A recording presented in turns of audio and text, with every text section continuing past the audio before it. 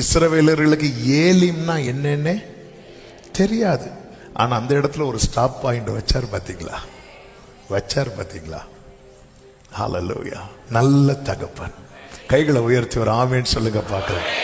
இரண்டாவதாக, தகப்பன் தருவதை சந்தோஷமாய் ஏற்றுக்கொள்ளுங்கள். இந்த காலை திருமணம் செய்து கொடுக்கிறான் மகளுக்கு, ஒத்தினியல். நல்ல மேரேஜ், சூப்பரா நடந்தாச்சு. ஆனா திருமணம் கொடுத்துட்டு கையோட என்ன கொடுக்கிறார் அப்படின்னா, ஒரு வறட்சியான நிலத்தை காலையை கொடுக்கிறான். இந்த அக்சால் முதல்ல என்ன பண்றாங்க அப்படின்னா, அதை அக்செப்ட் பண்றாங்க, ஏற்றுக்கொள்றாங்க. அதாவது ஒன்ன தகப்பன்ட்ட கேட்கறதுக்கு முன்னாடி அவர் என்ன தருகிறாரோ அதை ஏற்றுக்கொள்ள பழகணும். அக்செப்டன்ஸ் இருக்குல்ல, நம்ம ஏற்றுக்கொள்ளுகிறோம் தெரியுமா? ஆமா, acceptance is an expression of honoring God. ஏற்றுக்கொள்ளுதல் கர்த்தரை கனப்படுத்துவதின் அடையாளம். ஒருத்தங்க ஒண்ணு தரத நம்ம வாங்குறோம் அப்படின்னா அவங்கள நாம கனப்படுத்துகிறதின் அடையாளம் அது. ஒருத்தங்க தரத எனக்கு வேண்டாம் அப்படி சொல்றோன்னா அவங்கள நம்ம கனவீனப்படுத்துறோம்னு அர்த்தம். இந்த அக்சால் என்ன பண்றான்னா, முதல்ல அப்பாவை கனப்படுத்துகிறாள். நேசிக்கிறதின் அடையாளம் கனப்படுத்துதல். நம்ம ஆண்டவரை உம்மை நேசிக்கிறேன்னு சொல்றோம், ஆண்டவர் தருகிறதை நாம் ஏற்றுக்கொள்ளாமல் இருக்கிறோம். கனப்படுத்துகிறா, அவங்க அப்பாவை கனப்படுத்துறா. அதன் அடையாளம் தான் தரும்போது முகத்தை இப்படி இழுத்து வைக்கல, எனக்கு ஒன்னது வேண்டாம், எனக்கு ஒண்ணு வேண்டாம், அதையும் நீங்களே வச்சு அப்படி எதுவுமே சொல்லல. அவ அக்செப்ட் பண்றா. ஆமே, தகப்பன் தருவதை அப்படியே ஏற்றுக்கொள்ளணும். இது எதை காண்பிக்கிறது தெரியுமா? அப்பா மேல இருக்கிற அந்த நன்றி உணர்வையும் காண்பிக்கிறது. அக்சால் ஆரம்பித்தது நன்றியோடு ஆரம்பிக்கிறா, அதுக்கப்புறம் தான் விண்ணப்பத்தை வைக்கிறாள். விண்ணப்பம் ரெண்டாவது. ஃபர்ஸ்ட் நம்ம ஆண்டவருக்கு நன்றி உள்ளவர்களா இருக்கணும். எப்படி நன்றி உள்ளவர்களா இருக்கணும்? அவர் என்ன லைஃப் தந்திருக்கிறாரோ, அவர் என்ன நமக்கு செட் பண்ணி கொடுத்திருக்கிறாரோ அதை நிறைவோடு ஏற்றுக்கொள்ள பழகணும். ஏற்றுக்கொள்ள பழகணும். ரீகன் கோமஸ் அண்ணன் அவங்க பாடி இருக்கிறாங்க, நீர் தந்த இந்த வாழ்வுக்காய் உம்மை என்னாலும் ஸ்தோத்தரிப்பேன். ஆமென். அவங்க அவங்க அவங்க லைஃப் உங்களுக்கு தெரியும், நீங்க பார்த்துருப்பீங்க. அவங்க வீல் சேர்ல தான் இருப்பாங்க. ஆமாம், அவங்கள எப்படி பரிதாபம் பார்க்கறதுலாம் அவங்களுக்கு பிடிக்காது. அவங்கள பொறுத்த வரைக்கும் அவங்க கர்த்தருக்குள் எப்படி இருக்கிறாங்க தெரியுமா? சந்தோஷமா இருக்கிறாங்க. ஆமாம், அவங்க கிட்ட பலமுறை பேசி இருக்கிறேன். அவங்க ஒரு நாள் அவங்க பலவீனத்தை சொல்லி இன்டைரக்டா கூட புலம்புனது கிடையாது. மாறாக அவங்க அக்செப்ட் பண்றாங்க, அதை ஏற்றுக்கொள்றாங்க. இது என் அப்பா எனக்கு தந்த லைஃப். இந்த வறட்சியான நிலத்தை காலை கொடுக்கிறார். அப்ப ஒரு காரியம், எதுக்கு நான் ஆரம்பத்தில் ஒன்ன சொன்னேன் அப்படின்னா, வாழ்க்கையில ஜெயம்னு எழுதி இருக்கு. அப்போ தகப்பன் வறட்சியான நிலத்தை கொடுக்கிறார்னா அவருடைய திட்டம் என் பிள்ளை கஷ்டப்படணும்னு அவருக்கு திட்டமே கிடையாது. ஏன்னா பிள்ளைக்கு அப்படின்னா அவர் என்ன பண்ணிருக்கணும் தெரியுமா? யாரோ ஒரு ஆளுக்கு கட்டி வச்சிருக்கணும். ஆமென். நம்மை தூதர்கள் கையில கூட கொடுக்கல, தம்முடைய ஒரே பேரான குமாரன் கையில கொடுத்திருக்கிறார். கைகளை உயர்த்தி ஆமென் சொல்லுங்க பார்க்கலாம். ஆமென். நம்ம அற்புதத்துல வெளியே வந்த கூட்டம் கிடையாது, இரத்தத்துல வெளியே வந்த கூட்டம். இஸ்ரவேல் எகிப்துல எவ்வளவு அற்புதங்கள் நடந்து, அந்த அற்புதம் இந்த அற்புதத்தினால நான் எகிப்தை விட்டு வெளியே வந்தேன் சொல்லவே முடியாது, சொல்ல முடியாது. மீட்பு அற்புதத்துல இல்ல, மீட்பு இரத்தத்துல. ஆண்டவர் அற்புதங்களை செய்தார். சிவந்த சமுத்திரத்தை கடக்க ஒரு அற்புதம் செய்ய வேண்டியிருந்தது. அற்புதங்கள்லாம் ஆழ்ந்த வேலை நடக்கும். ஆனா அதை விட மேலான ஒரு மீட்பை கர்த்தர் நமக்கு தந்திருக்கிறார். அப்ப அப்படிப்பட்ட தேவன் என் லைஃப்ல ஒரு வறட்சியை வரதட்சணையாய் தந்து விட்டார். ஆமென். வறட்சியை தந்துட்டார். அந்த அம்மா, அந்த மகா அதை அக்செப்ட் பண்றாங்க, ஏற்றுக்கொள்றாங்க. ஆண்டவராக இயேசு கிறிஸ்து பிதாவின் இடத்துல போய் முறையிடுகிறார், இந்த பாத்திரம் என்னை விட்டு நீங்க குடும்பம் நீங்கும்படி செய்யும், ஆகிலும் என்னுடைய சித்தத்தின்படி அல்ல உம்முடைய சித்தத்தின்படி. 3 விசை ஜெபிக்கிறாங்க, 3 விசையும் பதில் இல்லை. அவங்க புரிந்துக்கிட்டாங்க இது அப்பா தந்தது. வெளியே வராரு, இயேசு வெளியே வந்ததும் சேவகர்கள்லாம் இயேசுவை பிடிக்க வராங்க. பேதுரு கத்தி எடுத்து ஒருத்தன் காதை வெட்டுறான். வெட்டினதும் ஆண்டவர் பேதுரு கை கொடுத்து அடுத்த செக்ரட்டரி நீ தான், அப்படி சொல்லல. அவர் என்ன சொல்லுவார்னா, என் பிதா எனக்கு தந்த பாத்திரம் தட்டி போட்டுறாத. அவர் ஏற்றுக்கொண்டார்.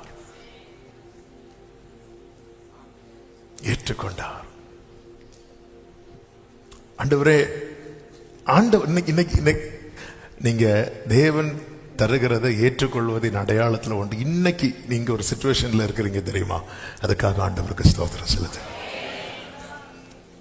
உங்களுக்கு ஒரு குடும்பத்தை தந்திருப்பார்ல, அதுக்காக ஸ்தோத்திரம் செலுத்துங்க. ஆமென். அவன் முதல்ல அக்செப்ட் பண்றான். ஓகே, அப்பா தந்தாச்சு. ஏற்றுக்கொள்வது என்பது ஆமென் ஒரு சரியான ஒரு மன பக்குவத்தையும் மனநிலையும் காண்பிக்கிறது. இத்தனை காலம் என தூக்கி சுமந்த என்னுடைய தகப்பன், தோளில் போட்டு வளர்த்த தகப்பன், என்னை கைப்பிடித்து நடக்க பழக்கின என்னுடைய தகப்பன், என்னை வளர்த்து ஆளாக்கின தகப்பன் எனக்குன்னு ஒண்ணு தந்திருக்கிறாங்க. அதை நான் ஏற்றுக்கொள்ளணும். புலம்பல் எசேக்கியேல் 2வது அதிகாரம் 3வது அதிகாரத்துல ஒரு நீட்டப்பட்ட கரத்தை தான் முதல்ல காண்பிக்கிறார். அந்த கரத்துல என்ன இருக்கிறது? ஒரு புஸ்தக சுருள் இருக்கிறது.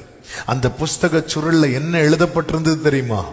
புலம்பல், தவிப்பு. அந்த 2வது அதிகாரத்தின் கடைசி 3 வசனங்களை வாசியுங்கள். எசேக்கியேல் 2 கடைசி 3 வசனங்கள். மனுபுத்திரனே, நீ அந்த கலக விட்டாரை போல கலகக்காரனோ. 9வது வசனம். அப்பொழுது இதோ என்னிடத்திற்கு நீட்டப்பட்ட ஒரு கை. ஃபர்ஸ்ட் ஆண்டவர் என்ன காட்டுறார் தெரியுமா? கை. எல்லாரும் சொல்லுங்க பார்க்கலாம். நம்ம வசனத்தை இப்படிதான் பார்க்கணும். ஆண்டவர் தரக்கூடியதை இப்படிதான் பார்க்கணும். முதல்ல எதை பார்க்கணும்? கையை பார்க்கணும். அடுத்து அந்த கையிலே ஒரு புஸ்தக சுருள் இருந்தது. அடுத்து புஸ்தக சுருள், பைபிள். அடுத்து அவர் அதை எனக்கு முன்பாக விரித்தார். அதில் உள்ளும் புறம்பும் எழுதப்பட்டு இருந்தது. அதிலே புலம்பல்களும் தவிப்பும் ஐயோ என்பதும் எழுதி இருந்தது. 3:1. பின்பு அவர் என்னை நோக்கி, புத்திரனே, நீ காண்கிறதை புசி. இந்த சுருளை நீ புசித்து இஸ்ரவேல் சந்ததியாரிடத்தில் போய் அவர்களோடு பேசு என்றார். என் வாயை திறந்தேன், அப்பொழுது அவர் அந்த சுருளை எனக்கு புசிக்க கொடுத்தார் அப்படின்னு இருக்கு. புலம்பல், தவிப்பு, ஐயோன்னு எழுதி ஆண்டவர் ஒன்னு தாராருன்னு வைங்கள. எத்தனை பேர் வாங்குவோம்? ஆமென். சில பாக்குறாங்க, எனக்கு கையை அங்கேயே இது பண்ண முடியல, முடிஞ்சிருந்தா நான் பின்னாடி கட்டியிருப்பேன். ஹல்லேலூயா. இந்த இடத்துல தான் ஆண்டவர் ஒண்ணு கொடுக்கும் போது எப்படி அந்த பார்வையை ஆண்டவர் பார்க்க வைக்கிறார் பாருங்க. ஏன்? ஆவியானவர் அவனுக்குள்ள இருக்கிறார். ஆவியானவர் காலூண்டி நிற்க வைத்திருக்கிறார். நீங்க 2வது அதிகாரம் படிச்சீங்கன்னா தெரியும். முதல்ல ஆவியானவர் காண்பிக்கிற வெளிச்சம் என்ன தெரியுமா? முதல்ல என்ன எழுதி இருக்கு அதெல்லாம் காட்டவே மாட்டார். எந்த அதிகாரம், எந்த புத்தகம், இதெல்லாம் 2வது. முதல்ல காட்டுறது அது யாரிடத்திலிருந்து வருகிறது என்பதை காண்பிப்பார். ஒரு நீட்டப்பட்ட கரம், இது என் அப்பா கரம். அதுல என்ன இருந்தாலும் நான் அதை உட்கொள்றதுக்கு எசேக்கியேல் ஆண் வாயை திறந்தான். 3:3 சொல்லப்பட்டிருக்கிறது, மனுபுத்திரன், நான் உனக்கு கொடுக்கிற இந்த சுருளை நீ உன் வயிற்றிலே உட்கொண்டு அதனால் உன் குடல்களை நிரப்புவாயாக, அப்பொழுது நான் அதை புசித்தேன் என்று சொல்லப்பட்டிருக்கிறது. அது என் வாய்க்கு தேனை போல தித்திப்பா இருந்துச்சு. அதுல என்ன இருக்கு தெரியுமா? கசப்பு இருக்கு, புலம்பல் இருக்கு, ஐயோ இருக்கு, தவிப்பு இருக்கு. ஆனா அது அப்பா தரும்போது எப்படி இருக்கு தெரியுமா? தேனை போல. நம்ம கையை பார்க்க மாட்டோம். நம்ம இங்கிருந்து முதல்ல பார்க்க ஆரம்பிப்போம். முதல்ல பார்க்கும்போது நமக்கு கை தெரியாது. முதல்ல பார்க்கும்போது நமக்கு ஐயோ தெரியும். அதுக்கப்புறம் கையை காட்டினா என்ன, காலை காட்டினா என்ன, முகத்தை காட்டினாலே நம்ம பார்க்க மாட்டோம். எடுத்ததுமே என்னோட பேசுறோம், உனக்கு ஐயோ ஐயோ. ஆமா, இப்படி எத்தனை ஐயோ பார்த்திருப்போம் நம்ம. ஹல்லேலூயா. ஆமென். அவர் ரொம்ப வருஷத்துக்கு முன்னாடி ஒரு பிரதர் வந்தார். ஒரே குழப்பமா இருக்கு. என்ன குழப்பமா இருக்கு? மேரேஜுக்காக ஜெபம் பண்ணிட்டு இருந்தேன். அப்போ ஜெபம் பண்ணிட்டு வசனத்தை ஆண்டவர் தாங்க அப்படின்னு பார்க்கும்போது எரேமியால இருக்கு, நீ பெண்ணை விவாகம் பண்ண வேண்டாம். அப்ப கேட்டேன், ஆமா எப்படி ஆண்டவர் தந்தார்? நான் ஜெபம் பண்ணிட்டு இப்படி எடுக்கும்போது சரி நீ ஒரு கோட மாத்தி எடுங்க. ஆமா, சில நேரத்தில் நம்ம எடுக்கும்போது என்ன வருதுன்னு தெரியாது. ஆமென்.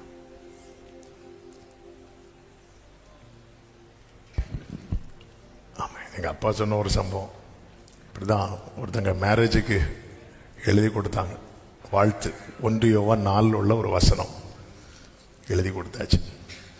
எழுதி கொடுக்கும்போது 1 யோவான் போடுறதுக்கு பதில் வெறும் யோவான் 4ன்னு சொல்லிட்டு அந்த ரெஃபரன்ஸ் போட்டு விட்டாங்க. அதில் என்ன எழுதி இருக்குன்னா, சமாரிய ஸ்திரீக்கு சொன்னது, உனக்கு ஏற்கனவே 4 புருஷர்கள் இருந்தார்கள், இப்பொழுது இருப்பவன் உன்னுடைய புருஷன் அல்ல. மொத்தத்தில் அங்க பிரச்சனை. ஒரு ஒரு ஒரு ஒன்று மாறினதும் புண்ணாயிட்டு முடிஞ்சது. ஆமாம். நீங்க எப்பவுமே பைபிள் படிக்கும் போது உங்க மனசுல முதல்ல வர்றது என்ன தெரியுமா? அந்த கரம். அந்த கரம். நீங்க அந்த கையை பார்த்துட்டு அதுக்கப்புறம் இந்த பைபிளை பார்த்தீங்கன்னா இதுல இருக்கிற புலம்பல் கூட உங்களுக்கு தேனா டேஸ்டா. நீங்க அக்கினியில் நடக்கும் போது கூட அது தேனாதான் இனிக்கும். ஓ ஜீசஸ், என் ஆண்டவர் ஒருவருக்கும் தீங்கு செய்கிறவர் அல்ல. ஆமென். நம்ம அந்த கையை பார்க்க விட்டுட்டோம். இது ஆவியானவர் எழுதி கொடுத்தது. இந்த வாழ்க்கையின் பாதையை நியமித்தது கர்த்தர். இது கண்ணீரின் பள்ளத்தாக்கு என்றால் அதெல்லாம் நடந்துதான் ஆகணும். அல்லேலூயா. என்னதான் தானியேல் ரக்கம் காலைல இந்த வாக்குத்தத்த ஆராதனையில சொன்னது போல சில பாதைகளை பயணிச்சுதான் ஆகணும். நான் அதை சந்தோஷமாய் ஏற்றுக்கொள்ளுது. அப்பா எனக்கு தந்தது. ஆமாம். அடிக்கடி இந்த எக்ஸாம்பிள் சொல்லி இருக்கிறேன். சில நியூஸ்லாம் வரும், பார்த்துருக்கீங்களா? ஆமாம். பிள்ளைகளுக்கு விஷம் கொடுத்து பெற்றோர் தற்கொலை அப்படின்னு இருக்கும். அந்த பிள்ளைகளுக்கு அது என்னன்னு தெரியாது தெரியுமா? விஷம்னு தெரியாது. கடன் பிரச்சனை, அந்த பிரச்சனை, இந்த பிரச்சனை, தலை காட்ட முடியாமல் குடும்பமாக சூசைட் பண்ணும்போது சில அந்த செய்தியெல்லாம் பார்க்கும்போது ஆமாம் பாருங்க, அந்த பிள்ளைக்கு அந்த பிள்ளைக்கு பிடிச்ச ஃபுட்டில் அந்த விஷத்தை கலந்துருப்பாங்க. அந்த பிள்ளைக்கு அது விஷம்னு தெரியாது. அந்த பிள்ளைக்கு ஒன்று தெரியும், இது எங்கள் அம்மா தராங்க, இது எங்கள் அப்பா தராங்க, இது மட்டும்தான் தெரியும். வேற ஒன்றுமே தெரியாது. இது அப்பா அம்மாவை பார்க்குறாங்க, அம்மா கையை பார்க்குறாங்க, அப்பா கையை பார்க்குறாங்க. ஆமே.